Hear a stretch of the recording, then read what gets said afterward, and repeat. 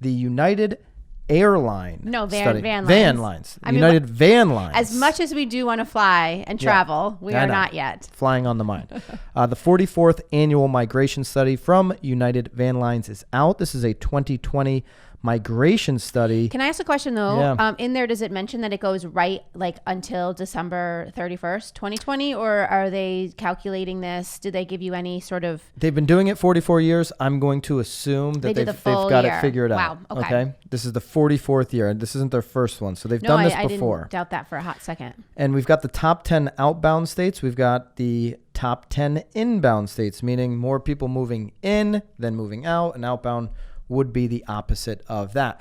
Let's put up the interactive map. We'll link it up. Obviously, if you're on YouTube, go check out the link. You can play around with the map.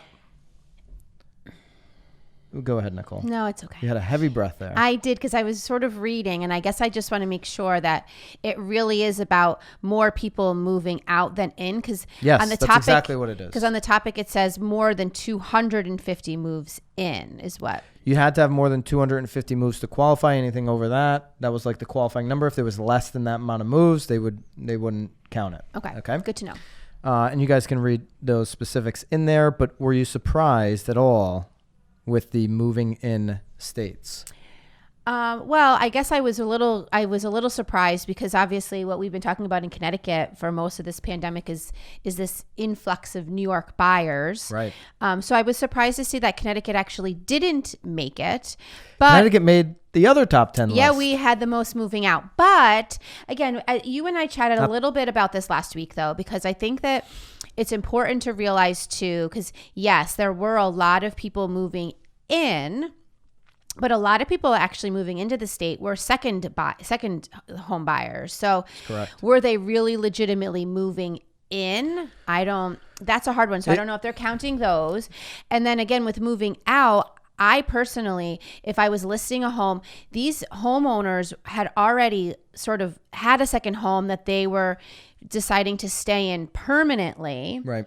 And then, so obviously that would make them a permanent move out, even though they'd sort of already been out. So anyway, there is a lot of underlying, possibly. Well, it doesn't get into that much no, it detail. Doesn't. Those are assumptions, and we made assumptions because when we... Wild and crazy assumptions. When we saw the 2020 numbers for our own particular state of Connecticut, and we were like, oh my gosh, record amount of sales. Finally, we're not in the bottom of the list anymore. I mean, we were kind of celebrating. The most sales ever happened in 2020 in Connecticut, the most pending sales and the most total closed sales. Okay. So it was like, I was so excited for this study to come out, because it's the first piece of data where it's like, we can really look at how the migration pattern of Connecticut, which has gotten beaten up over the last decade for sure. Yeah. And what happens? We end up the number 4 state for most move outs. New Jersey, number 1, New York, number 2, Illinois, number 3, and Connecticut 4, California 5, rounding we beat out California. the top 5. Look at us. Yeah, look at that. We beat California. I will say, moving in, though, I was surprised to not see Texas on there, but it sounds like they're pretty flat. As many people leaving as coming in. They weren't on the top 10 for moving out, and they weren't on the top 10 for moving in. Yeah. But to your point, and the assumption that we're making, this study doesn't go into that much detail per particular state. Right.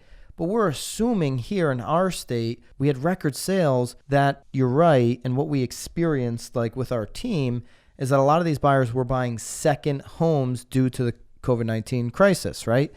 And so that is a little concerning that people are moving their full-time residency out of Connecticut, for us here, because it's like second homeowners aren't vested. They can just turn that into a rental. They can get out. They're not vested into the community. They're not starting businesses. That's the biggest and scariest thing, though, is that they're not vested necessarily in their community. So, in the state of Connecticut, you still have, in most towns along in the state, you're still having individuals vote on budgets. There's not a town council that's doing a budget. So you don't want your taxes to go up. So you're saying no to a new school, or you're saying, which inevitably will. Well, you wouldn't be able to vote on that stuff because you're not a resident of that town. Yeah, second homeowner, you can't vote on. I don't think budgets. that's true. That is very true. I don't think it is. That's 100%. I think if you're a taxpayer, you're allowed to vote. We should double check on that. Well, if you're a taxpayer, in the comments, you are allowed let us to vote. know. I don't know. You can't vote for president if you're a second homeowner and that thing. That's true. But if you're paying taxes, you 100% have a say. Okay, maybe you can. Maybe I don't know. Okay. I'll maybe we ask the folks. All right, moving in. Let's do the top 5 there. Idaho, South Carolina, Oregon, and South Dakota and Arizona. So you notice a trend there with 4 of them. They're states that are surrounding California, which is on the top 5 move-outs. To round out that top 10 moving in, you had North Carolina, Tennessee, Alabama, Florida, and Arkansas. The other thing that's interesting, Texas wasn't on this list, but you did have a Brad Inman prediction a couple weeks ago where he talked about the exodus, which is highlighted in the top 5 move-out states, from high-tax states into lower-tax states.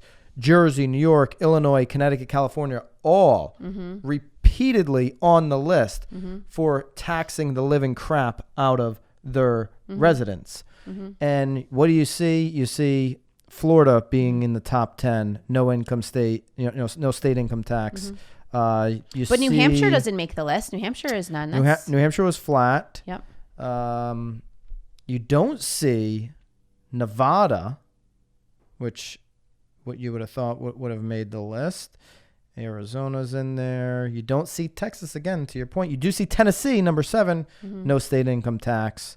Alabama, number 8, cost of living there much less than some of these other places. So to Brad's prediction, the exodus out of these Northeast, Illinois, California, I mean, those 5 states in particular, year in and year out, are getting beat up for people moving out. You can go to howmoneywalks.com. We've talked about that study a whole bunch of times. People just continue, especially the wealth, exiting those 5 states at a ridiculous rate. Massachusetts also in the top 10 for move-out Well, again, states. there's major cities there too. I mean, we're talking about Boston. We're talking about Chicago. We're talking about New York. You're talking about, and then New Jersey and Connecticut, obviously the suburbs that are supporting these cities. So it is, I mean, again, I think that there is obviously a reoccurring theme. But check out the link below. There's a pretty cool interactive map. You can click on any state. You can actually go back and see how that compared to 2019. Oh, you can go all the way back to what was that, 1983? You can go back on the website to 1977. Wow. That would be an interesting little shtick.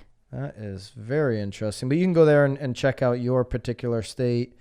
And it breaks it down, too. The primary reasons for moving. Yep. Okay, why they were coming in, retirement, health, family, lifestyle, job, or why they were moving out, the age ranges, and the income. So you can really do some so digging major there. Inbound for Connecticut was... That was in 2019. So 2020, the outbound retirement was the leader. Makes sense. 31% retiring and bouncing out. A lot of people, if you're on a state pension in Connecticut and you move to Florida, you get an automatic 7% raise. Well, and Connecticut's still paying you. Well, even if you get I think even if you move up to Massachusetts too, yeah, move right over the border.